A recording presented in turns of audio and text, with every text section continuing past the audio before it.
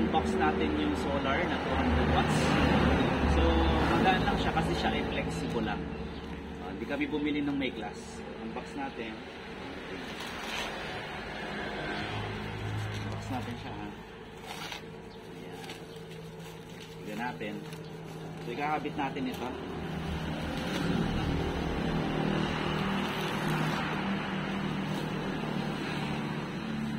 Tignan natin kung legit.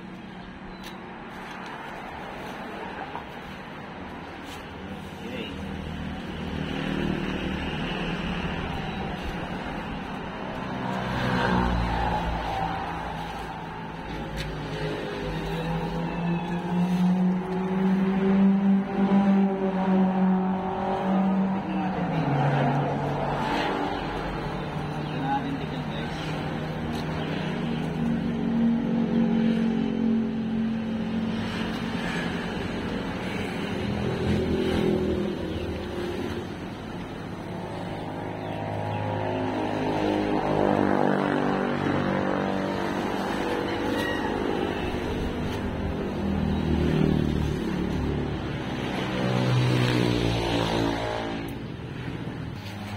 Ito ay flexible.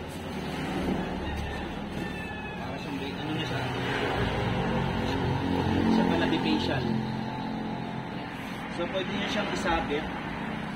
Pwede siyang isabit o isampay. Kahit hindi niyo nilagay sa bubong, kaya pwede niyo bitbitin kahit saan yung event. So siya ay 200 watts. Siya. Ang kanyang BMP ay 18. Ang kanyang current, yung Pmax niya ay ay 11.